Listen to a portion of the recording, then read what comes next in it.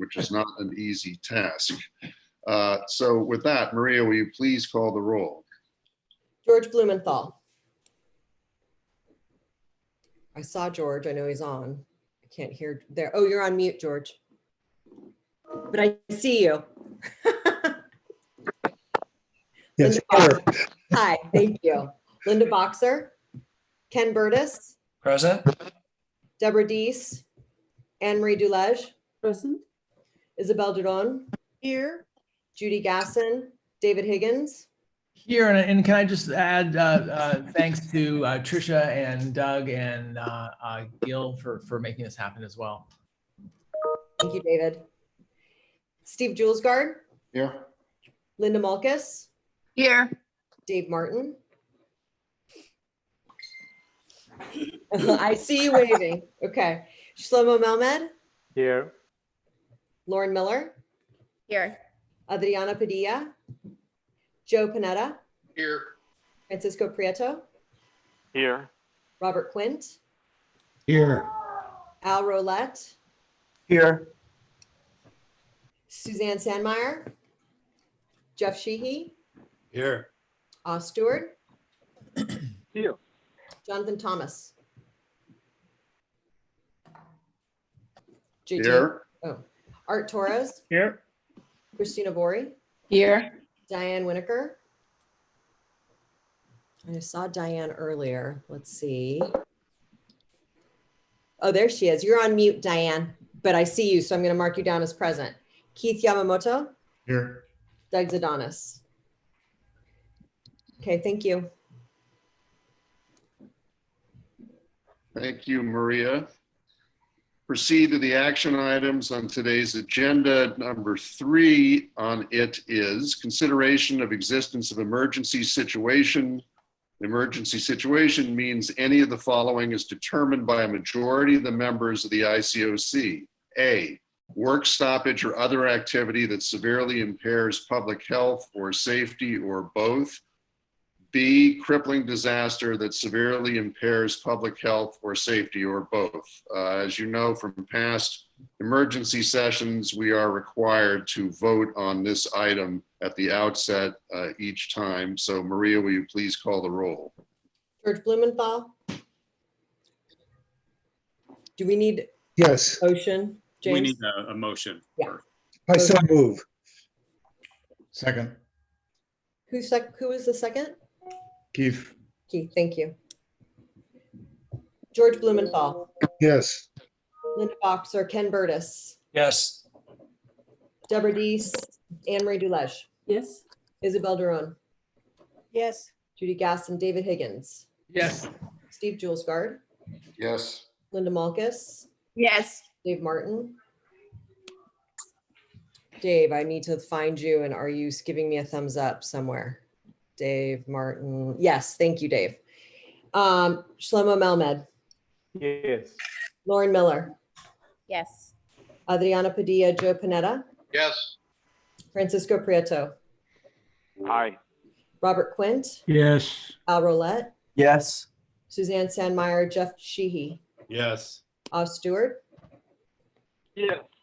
John Thomas, Yes. Art Torres, Aye. Christina Vori, Yes. Diane Winokur, Yes. Keith Yamamoto, Yes. Doug Zadanis. Thank you. The motion carries. Thank you, Maria. On to item number 4, consideration of modifications to COVID-19 projects program announcement to expand eligibility to include DISC-1 and vaccine development proposals and make other changes, including but not limited to allowing for supplemental funding for existing CLIN2 COVID-19 awards to expand activities to address COVID-19. We're going to be taking up these in a couple of parts. The first part's going to be dealing with the DISC-1 and vaccine topics. We'll have a presentation from Dr. Sombrano, at which point we will entertain a motion to approve that, and then we'll move on to the supplemental awards topic separately. Want to, at the outset, give a shout out to Mr. Sheehy, whose suggestion to discuss the idea of expanding the program announcement to include vaccine development led to a robust discussion amongst the team this week and to the topic that's going to be discussed today. So thank you very much, Jeff, for that. Want to turn it over at this point to Dr. Sombrano for the presentation.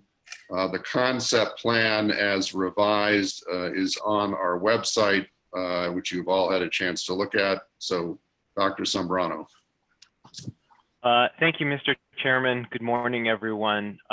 So just as some background, Doug, if you could go to the next slide.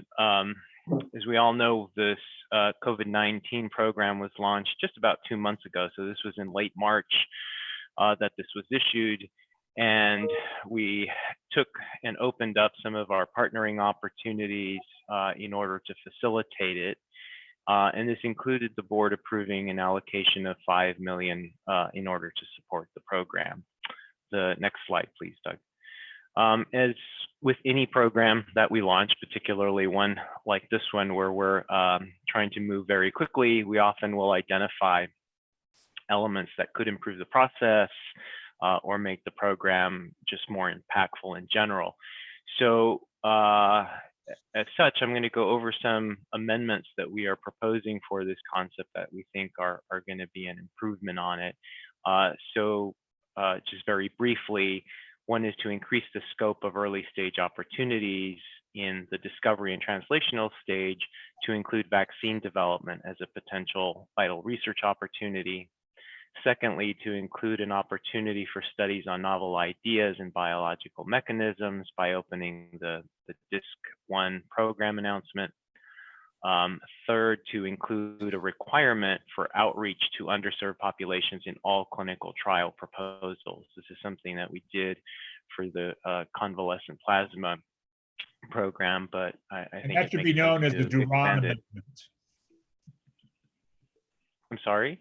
That should be known as the Duran Amendment. Yes. Thank you, Art.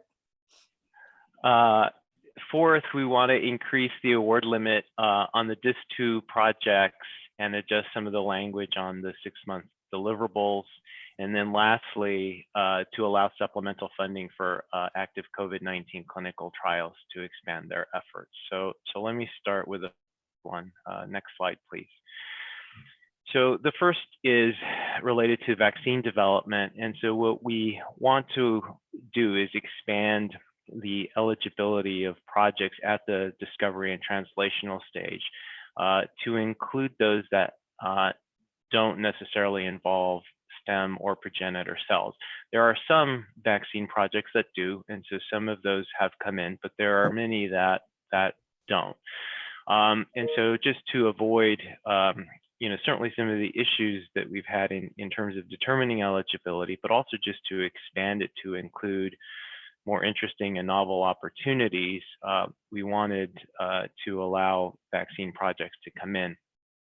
And as we did with convalescent plasma, we do have the opportunity to allow projects that CIRM normally wouldn't fund to be funded if they're deemed a vital research opportunity.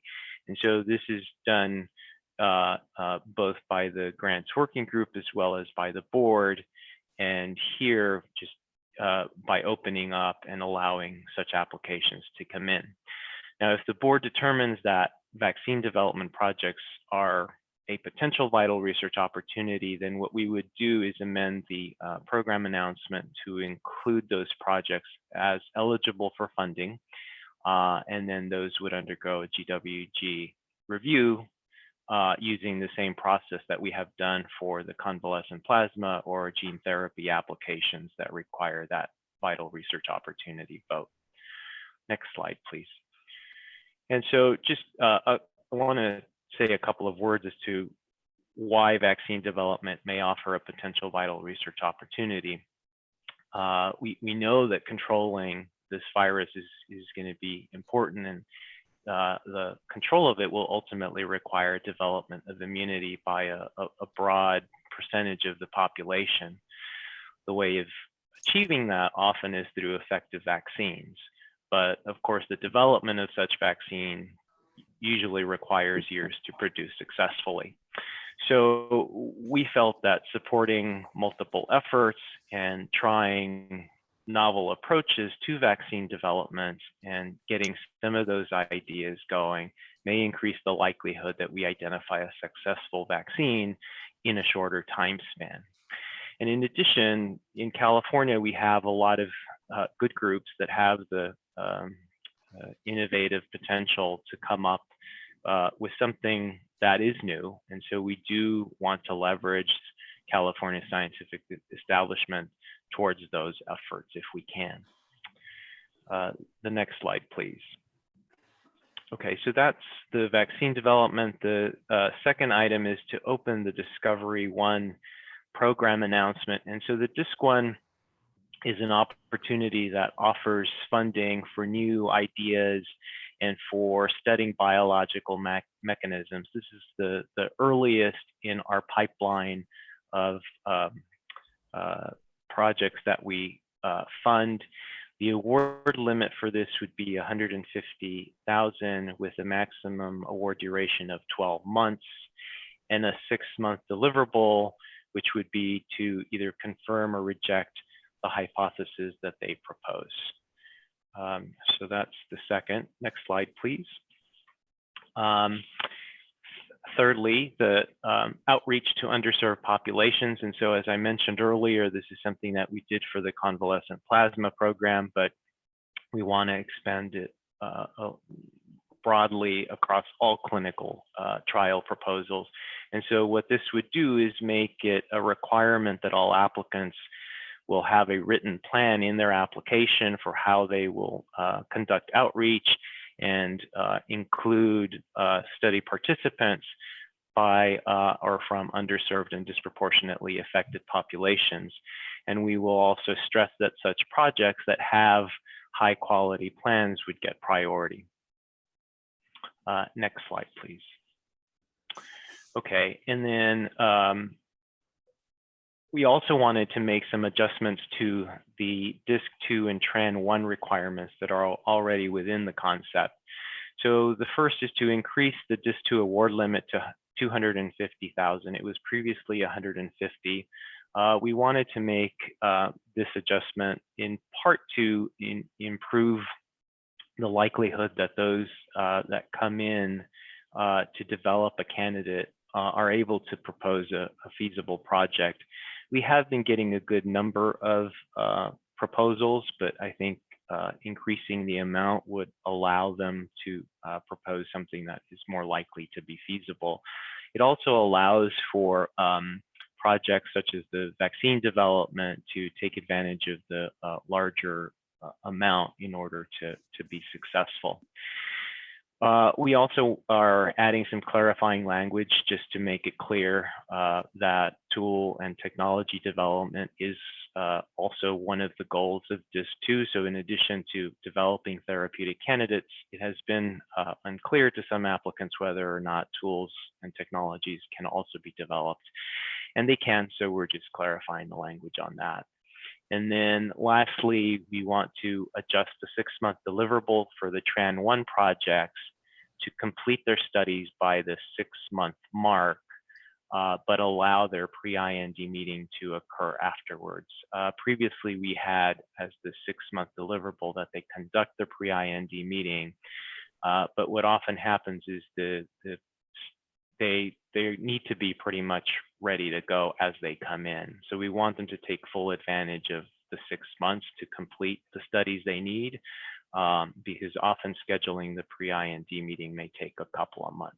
So we wanted to make that adjustment. And Mr. Chairman, I will maybe pause here before I go into the supplemental funding, if there are any questions and if you want to take these items together. Do we have a motion to adopt the items just reviewed by Dr. Sombrano? So moved. David, Sandy? Are you, Second, Christina. Thank you. excuse me, is that a motion for both categories to be funded together or separately? This is a motion for the items that Gil just reviewed before we get to the concept of the supplemental awards. So there were several here that would, motion is to sort of lump them together and take a vote on all of them at once. Okay, I was just concerned about conflicts. Thank you. Okay, so it's moved by Dr. Higgins, seconded by Dr. Vori. Is there discussion on this motion by members of the board? Yeah, JT, I have a question. Yes, Dr. Duliege. So I understand the adjustment to the total amount and even the timing of the deliverables, but I want to be clear on something I'm slightly confused about. On the first slide, it says that a project could be funded, even a vaccine project could be funded, even if it is not stem cell related, or did I misunderstand? No, that's correct. The concept here is precisely why we're looking at this as a potential vital research opportunity, which contemplates something that does not have a stem cell component if the board so chooses to include it within the scope of the program. Okay, so I'd like to then make a comment about that. First of all, in terms of vaccine development, I'm not sure exactly what kind of vaccine could be stem cell related to begin with, but maybe, you know, I'm sure Maria Milan or other member of the CERM could explain. But I'm then not sure why we would use CERM money to fund a vaccine effort that would not be stem cell related. Of course, I'm not disputing the fact that this is important and urgent. We all know that. But there are many other opportunities for funding from the NIH, from the Gates Foundation, from companies as well.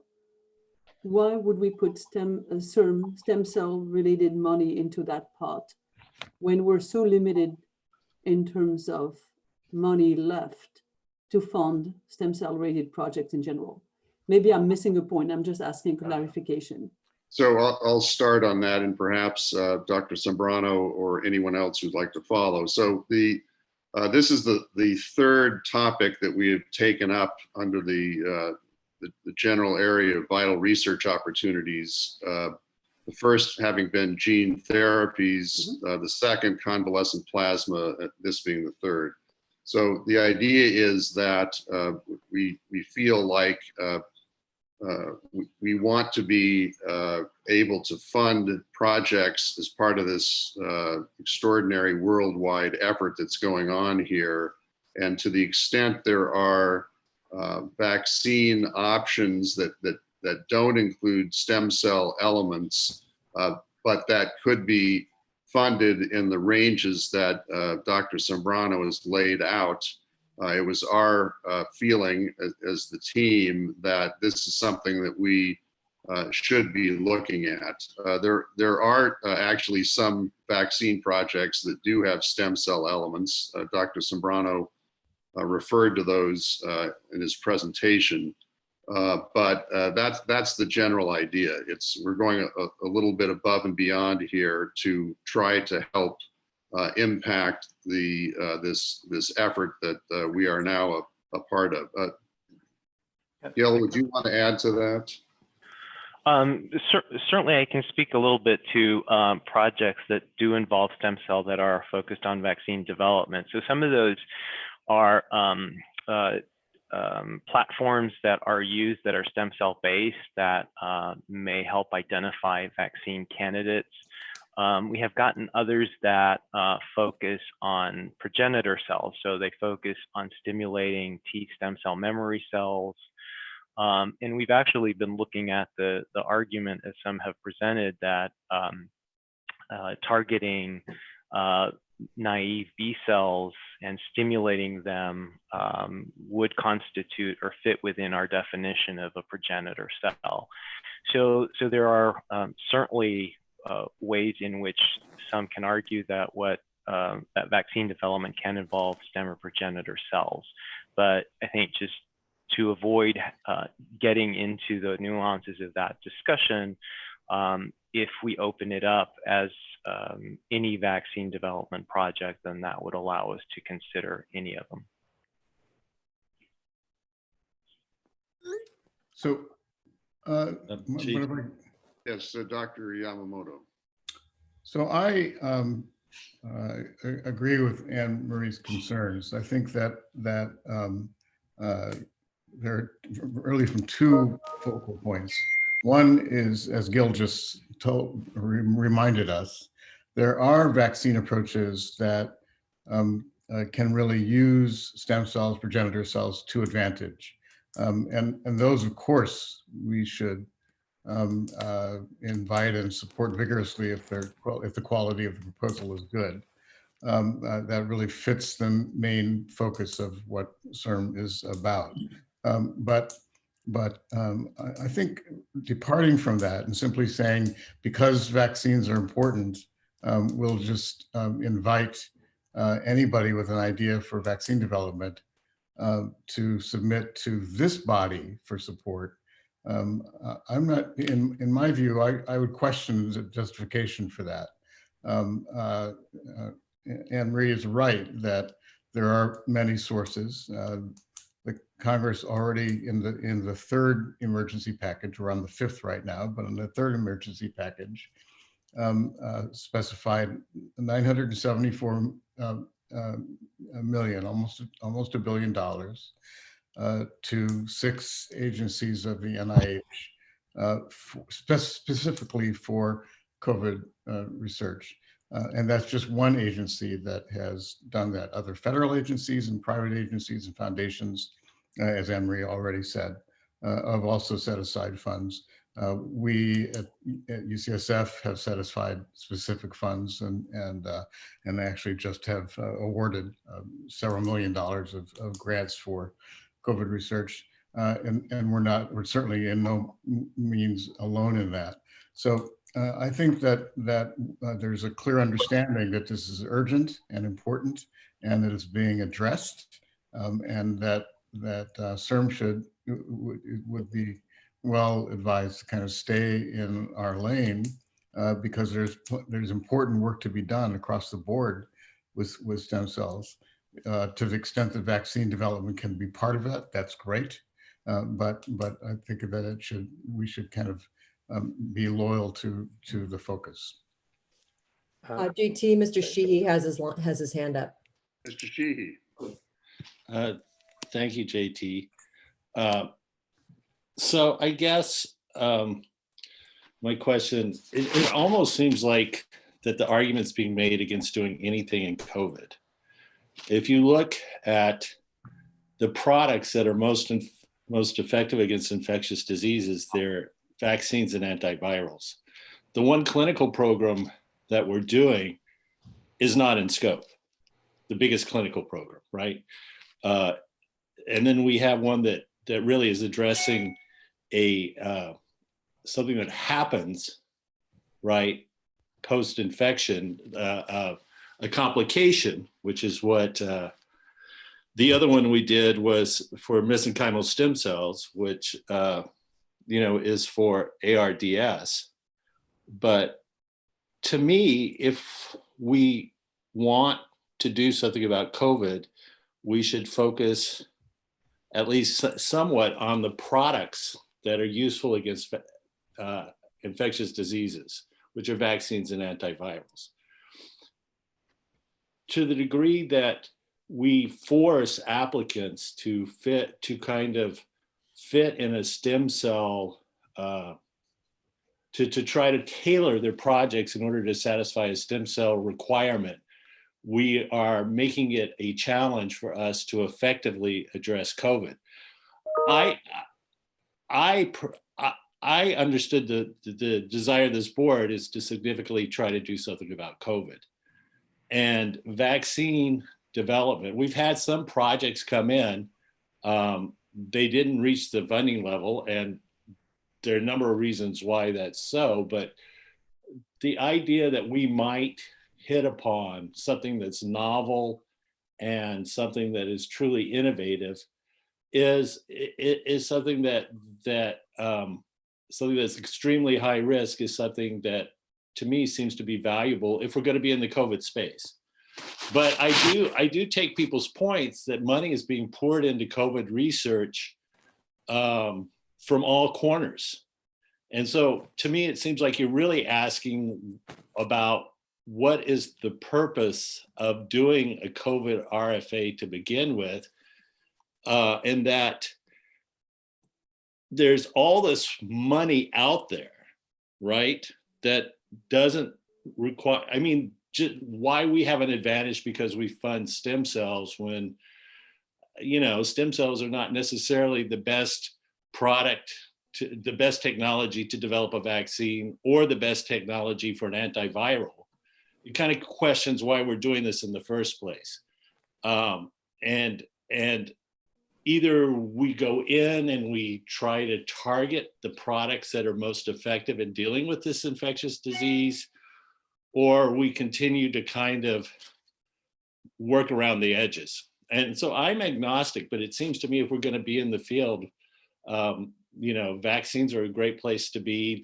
That's certainly going to be the solution to the virus in the long term. But you know, that to me, the stem cell handcuffs, which we have gotten away from already in this RFA, and you know, as an agency, we're taking a much broader and much more sophisticated view of what our mission is. You know, it's morphed. I mean, if we were being true to our original mission, we would only be doing embryonic stem cell research.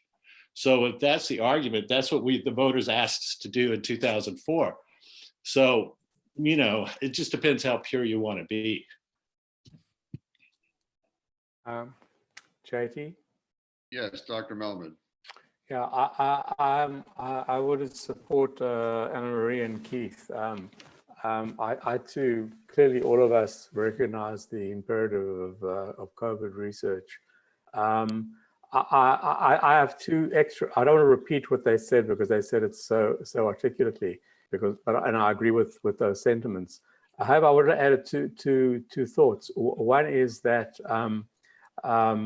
vaccine development is a huge endeavor, and to throw $250,000 at a vaccine project with the hope of hitting a bullseye is pie in the sky, and we should be realistic about that. So it may look good on our website that we're doing vaccine work, but the reality is that these small projects are not going to have major short-term impact, barring some wonderful serendipity.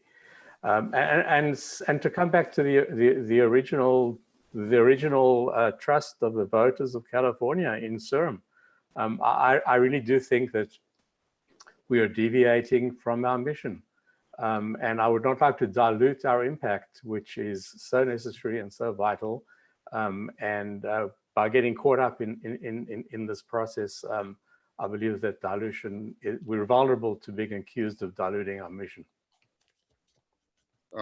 Thank you, Dr. Melmed. I call on Mr. Julesgaard, but I did want to comment in response to these remarks. I understand the points. They're obviously very valid perspective. In my opinion, however, the whole notion of vital research opportunities, which is provided for within Prop 71, contemplates at the appropriate time going outside the scope of what was originally defined in the proposition. And we have done that, again, twice before, I think to very good effect. And personally, I think the opportunity here to do something that can impact the vaccine effort, which is correctly noted, a huge effort worldwide. The fact we have a chance to do our part here, to me, I find something that we should do. So with that, Mr. Julesgaard.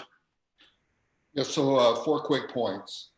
Last week, Alec Azar, the head of the Department of Health and Human Services, reported that there are over 100 global vaccine projects ongoing right now, over 100. So there's a lot of effort being applied to this area. I agree with Dr. Melman. This is a drop in the bucket from CERN if we were ever to agree to do something like this with probably, unless there's some follow-on funding, it's really not going to go anywhere. Most likely, unless there's co-funding already associated with it. There's somebody on the line because I'm hearing getting And if somebody can mute. There you go. Okay, so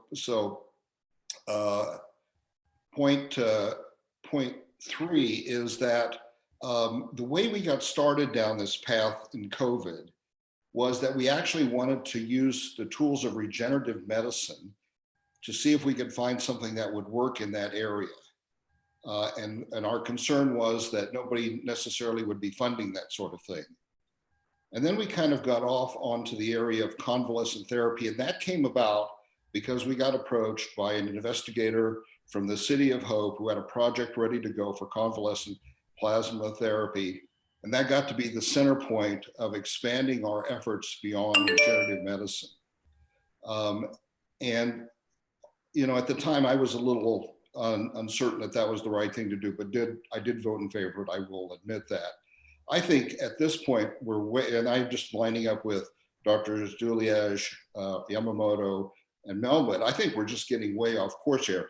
The fourth point is that any funds that we provide for vaccine therapy are now sunk funds. They can't be used for anything else. There could be some other wonderful idea, very deserving, coming up, whether in COVID or somewhere else, and we would be unable to fund it because we decided to put some money into a vaccine project that's only, you know, it's going to be one of over 100 that probably is going to require a lot of funding from somewhere else.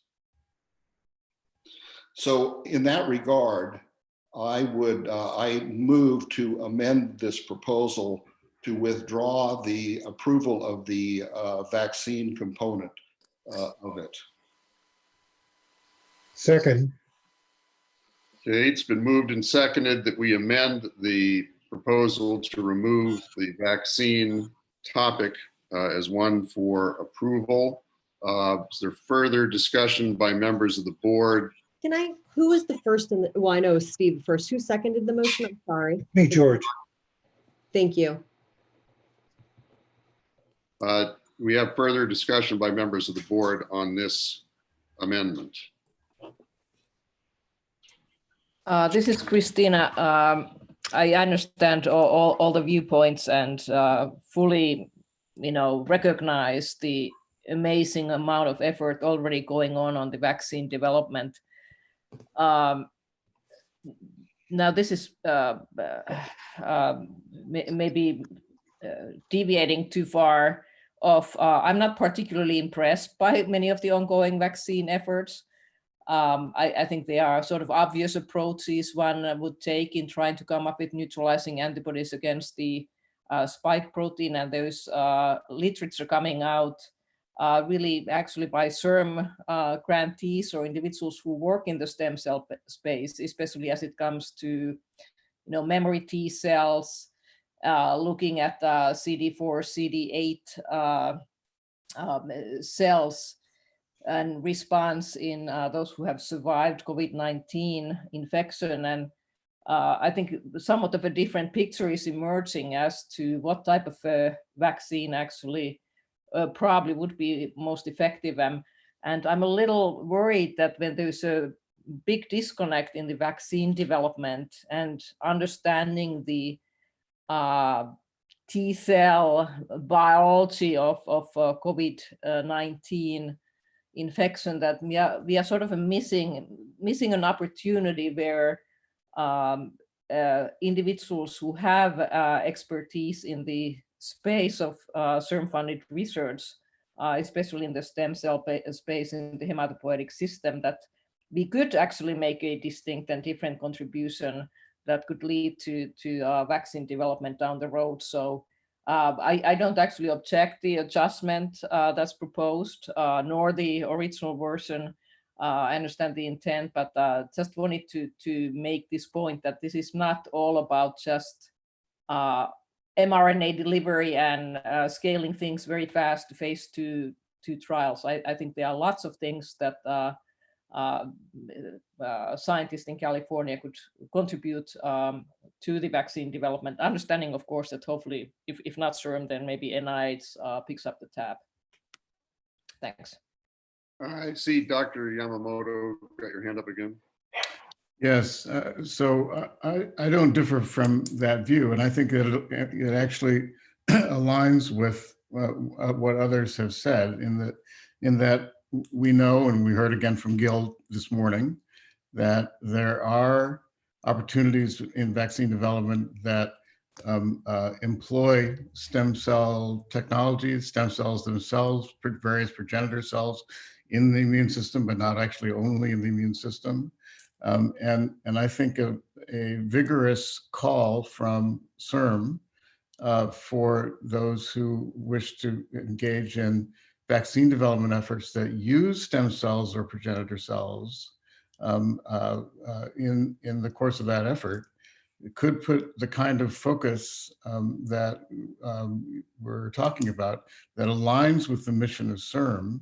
And we'll also get different voices in play in the vaccine development space because they're coming at it through this prism of stem cells. So I think that to me, active promotion of or call for proposals in the vaccine development space that use stem cell technology or stem cells themselves would be something that would be very good and important for this group to do, that could really provide unique contributions to, as you said, is a very broad-based, or several people have said, it's a very broad-based effort.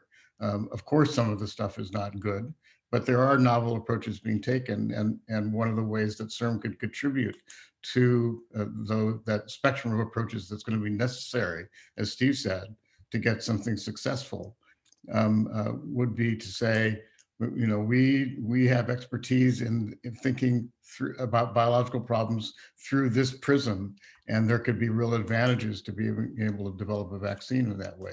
I think that kind of focus would be entirely appropriate, would be within the mission space of CERM, and I think would be celebrated and respected if we were to operate in that way. So I think that you know, the amendment to remove vaccine development that's not stem cell related is something that I would support, but I think I could easily imagine having a much more focused call component here that would say, we vigorously invite vaccine development ideas that employ stem cells, progenitor cells, and so forth. Well, that would be a cleaner amendment. Is that what you're offering? Yes. I would second that. Second. Okay, so now we have an amendment to an amendment. Or would you like to offer that as a friendly amendment to Mr. Julesgaard's amendment and have that be incorporated into his amendment? Yeah, I think that's administratively simpler. Mr. Julesgaard, are you okay with that? I'm thinking. No, I'm quite happy with that friendly amendment. We have some hands that have been raised. I believe Dr. Burtis, Dr. Martin, Dr. Duliege have comments. I just wanted to heartily endorse what Keith just said. I agree with everything he said. And I think what we need to do is leverage CERM's strengths and expertise and not just its remaining money. So I heartily endorse that. Okay, Dr. Duliege. I think my comment has been already addressed by the discussion that just came. I just want to say that I, in principle, support vaccine development, having spent nearly half of my career doing HIV, CMV vaccine development, and I know the length, the complexity, and the cost of it. But I would only support such projects that have a link to stem cell, widely named stem cell related research, as per the recent amendment. And Maria, there was one other. Can I ask, actually, I lost track of what the friendly amendment to the original motion was. The difference between what Steve had proposed and what Dr. Yamamoto is proposing, so that we can get that on record. What I was proposing would be that we would modify the amendment, I guess, but the proposal would be that CERM would invite vaccine development proposals, specifically invite vaccine development proposals for COVID-19 that employ stem cells, progenitor cells, the technologies that this group really focuses on and has expertise. And so hopefully it will attract people that are working in stem cells to think about their work through that lens. I might just say maybe relate to people what the NIH is doing in this regard. And that is that anybody holding an NIH grant who wants to pivot has an idea to do something with COVID-19 can do that as long as that pivot represents a shift in the focus of the established technologies and intellectual approaches of that funded grant application. And that's how they define being within scope.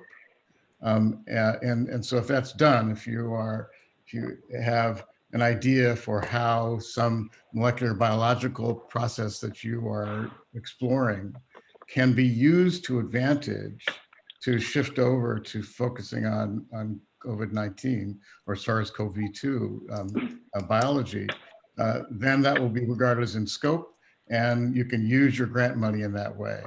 But anything that departs from that scope, from that focus of just moving your technologies or approaches from whatever the grant was funded for to COVID-19 would not be regarded as in scope.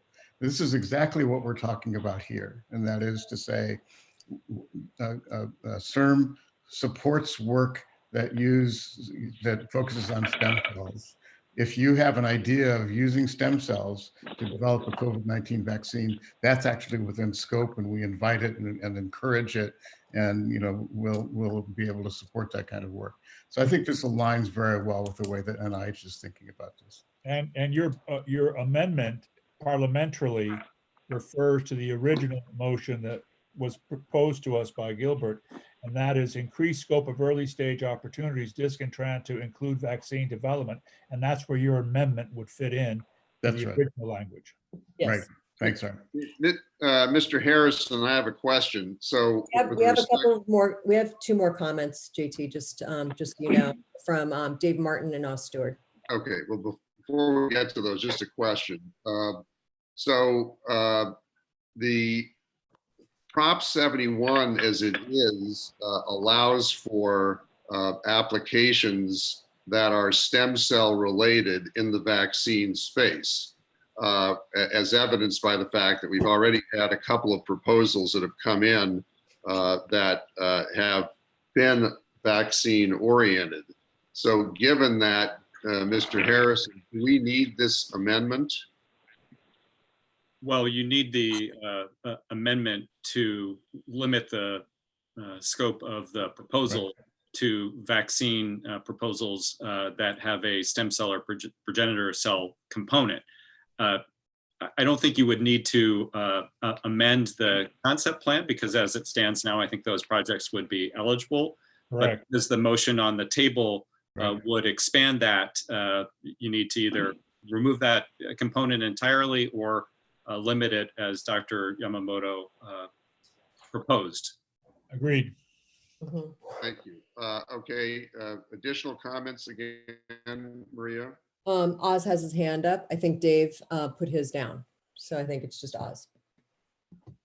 Yeah, so my question was really the same as yours, Maria, and it was sort of what is the motion? So okay. I think James just summarized it, but let me just see if I understand it. So we are not inviting proposals in the vaccine development domain, except for those that fall within the scope Prop 71 anyway, but we are strongly encouraging. Am I correct in that summary? That's my understanding of the motion. Yes. Just a point of clarification, JD. Why do we need a motion then? Because if we're within the scope of SERM, why do we need a motion?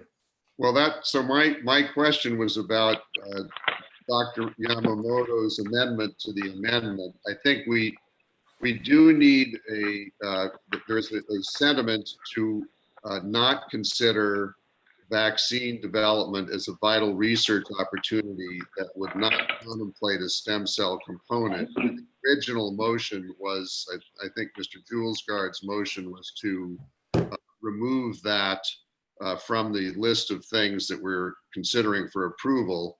Dr. Yamamoto added to that a friendly amendment to say that we're encouraging proposals that would be stem cell related. But that was the reason I asked Mr. Harrison the question. I'm not sure why that's necessary either. I think the motion to remove it as a vital research opportunity from the original motion is needed. Not sure the latter is, because it's already contemplated by Prop 71. And Doesn't hurt to repeat it. Dave Martin still has a comment. Sorry, his hand is back up. Yes, Dr. Martin. I would like to see, rather than just being silent on the predecessor systems of stem cells and progenitor cells, a specific encouragement for what Keith has said in terms of soliciting such proposals, because I think there are two positive potential benefits of that. The first is, I would believe and be very surprised if we did not see a higher quality of proposals using or deploying in some way stem cells and or progenitor cells. That's number one. And number two, the second is, I think that we would be positively encouraging those individuals and institutions who are highly experienced and experts in stem cell and progenitor cell applications to think seriously about and apply for vaccine applications. And so I think that those are two very significant positive gains by being very, very solicitous. Yeah, no, we should be proactive. It's important. Okay, any other comments by members of the board on the amended motion? Call for the question. Any comments by members of the public on this amended motion? I see no hands raised. Okay, so hearing that, we're now going to vote on the amendment proposed by Mr. Julesgaard as augmented by Dr. Yamamoto. This is not a vote on the original motion. So, Maria, will you please call the roll? Excuse me, parliamentarily, the motion, the amendment by the good doctor from UCSF was to the main language of the initiatives proposed by Dr. Zambrano, because Dr. Julesgaard said he accepted it as a friendly amendment. So the amendment is to the main language. My understanding was he was amending Mr. Julesgaard's motion, not the original motion. Well, Mr. Julesgaard's motion was to the main language, and he accepted as a friendly amendment. Therefore, the motion is to amend the main language. Yes, that's correct. I think we're saying the same thing, actually. Yes, so it means that we're voting on the overall. So, Maria, will you please call the roll? Could you, JT, could you articulate what a yes and a no vote means? So I'm not following. Okay, so a yes vote is to remove the vaccine development idea as part of the original motion, which includes various things about disc 1 and disc 2 and everything else, to remove that particular component from the original motion and have Dr. Yamamoto's language augmenting that amendment as part of what we're voting on. So we're not voting on the original motion, we're voting on removing it as a VRO topic and having the emphasis placed on stem cell related projects. Is that correct, Mr. Harrison? That's correct. Thank you. Maria, will you please call the roll? JT, I think Oz has a final question. Sorry. Dr. Stewart. No, that clarified it. Thank you. I'm sorry. I was still a little confused. I just wanted to be unconfused. Okay, thank you. George Blumenthal, Yes. Linda Boxer, Ken Burtis, Yes. Deborah Dees, Anne Marie Dulege, Yes. Isabel Duron. Isabel, are you on mute? Yes, yes. Okay, thank you. Judy Gasson, David Higgins, Yes. Steve Julesgaard, Yes. Linda Malkas. Linda, are you on mute? Maybe she's dropped off. Dave Martin. I'm here. Oh, Yes. Yes. thank you. Dave Martin, yes? Yes. Shlomo Melmed, Yes. Lauren Miller, Yes. Adriana Padilla, Joe Panetta, Yes. Francisco Prieto, Aye. Robert Quint, Abstain. Al Rowlett, Yes. Suzanne Sandmeyer, Jeff Sheehy, Abstain. Oz Stewart. Oz, are you on mute? Can't hear Oz. Sorry. Yes. Yes. Thank you. Thank you. Jonathan Thomas, So I'm persuaded, yes. Art Torres, Aye. Christina Vori, Yes. Diane Winokur, Yes. Keith Yamamoto, Yes. Doug Zadanis. The motion carries. Okay, thank you. Now, with that removed from the original motion, we now have that motion on the table. Is there any further discussion on that motion? Or any comments by members of the public on that motion? Hearing none, Maria, will you please call the roll? George Actually, Blumenthal. I do have a comment. This is Oz. Sorry. So I'd just like to hear a little bit more about the rationale for increasing the total amount for Disc 2 to $250,000. And I'm asking this in a way that's sort of related to all the other comments that were brought up earlier. This is a zero-sum game. We have $5 million, and so the number of things we can fund is limited by the total that we give out for individual things. So I just want to understand why 250 is now critical. Thank you. Dr. Sombrano. Yeah, so the reason we raised it to 250 was to align it with how the programs outside of the COVID-19 program exist.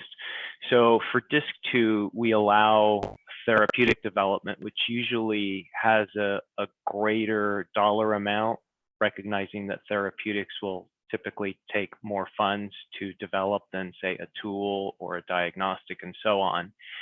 And also the addition of the Disc 1, which we're putting in at 150K, we also wanted to distinguish it from that one and raise the allowable amount for it. I think we have also seen in some of the Disc 2 projects that have come in some feasibility issues with being able to achieve a candidate. So we thought that increasing the amount may also increase the likelihood that we get better projects.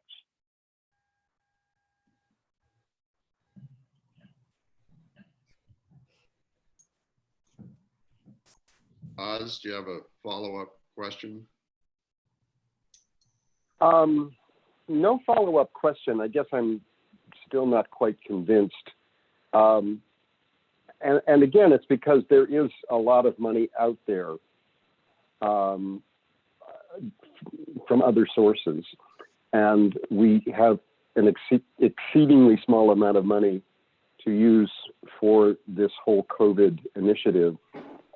It just means that things are going to get more competitive in terms of the number of things that we're seeing and the amount that we have available. So part of me would prefer to use a little bit of money in the hope that we would seed some really cool things and seed more of them, rather than trying to make sure that the ones we do fund, have enough. That's my concern. Thank you. Other comments from members of the board?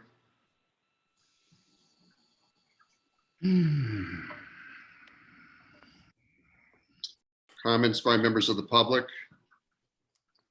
Okay, hearing none. Oz, I wasn't hearing an amendment, so I'm assuming you're not proposing that and we should proceed to a vote. Is that correct? Yeah, that's correct. I'm sort of unenthusiastic about that amount, but not unenthusiastic enough to vote against it. I did want to throw it out there and see if anyone else had comments about it, but if no one else does, then I'm fine. Thank you. Thank you. Maria, will you please call the roll? George Blumenthal, Yes. Ken Burtis, Yes. Anne Marie Dulege, Yes. Isabel Duron. Isabel, are you on mute? Or are you gone? Okay. David Higgins, Yes. Steve Julesgard, Yes. Linda Malkas, Yes. Dave Martin, Yes. Shlomo Melmed, Yes. Lauren Miller, Joe Panetta, Yes. Francisco Prieto, Aye. Robert Quint, No. Al Rowlett, Yes. Jeff Sheehy, Abstain. Oz Stewart, Yes. Jonathan Thomas, Yes. Art Torres. I thought it was precluded here. No, you can, this Oh. is Aye. Christina Vori, Yes. Diane Winokur, No. Keith Yamamoto, Yes.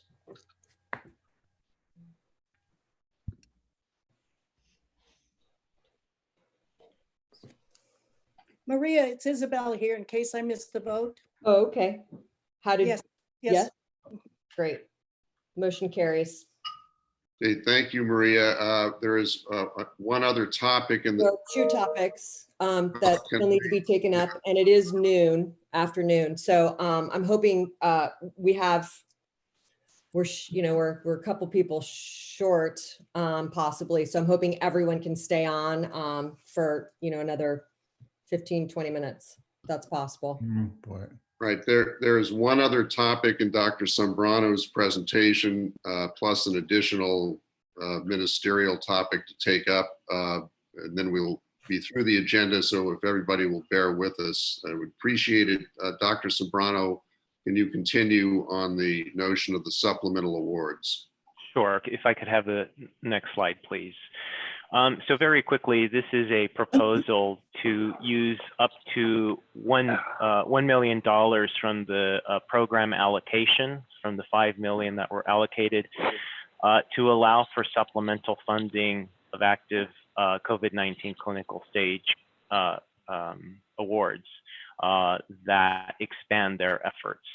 And so the supplemental funding would not exceed $250,000 in each instant, and of course would not be used to cover project costs that were already covered under the original grant award. And so in requests for this type of funding, because it is essentially the same project, just either, for example, increasing the number of patients to be treated, would be brought to the governing board's application review subcommittee for approval after it has been reviewed by CERM. So that's it. Thank you, Dr. Sombrano. Do I hear a motion to approve this item? I make the motion. Moved by Dr. Liege, seconded by Isabel. No, I'm sorry, Isabel cannot comment on the motion. Uh-oh, sorry. It's okay. Do I hear a second? Second, this is Al Rowlett.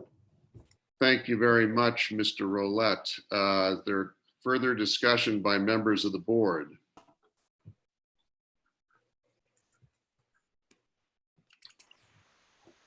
No hands up, Maria. I do not see hands. Okay. Any comments by members of the public? Hearing none, Maria, will you please call the roll? George Blumenthal, Yes. Anne Marie Dulege, Yes. David Higgins, Yes. Steve Julesgard, Yes. Dave Martin, Yes.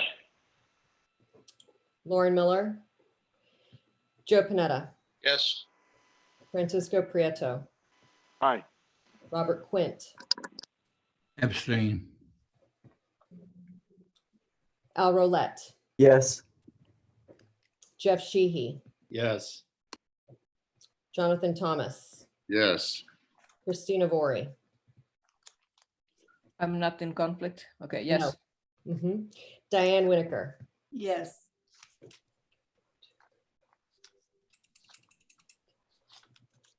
The motion carries. Thank you, Maria. Last item on the of the action items is appointment and reappointment of scientific members to the grants working group. If you've seen the material here, do I have a motion to approve? So moved. Second, Who was the second? Sorry. Isabel. Okay, thank you. Okay, are there any comments by members of the board or questions of Dr. Sombrano with respect to this item?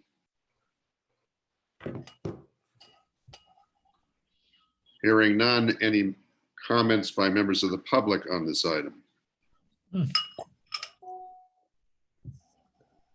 Hearing none, Maria, will you please call the roll?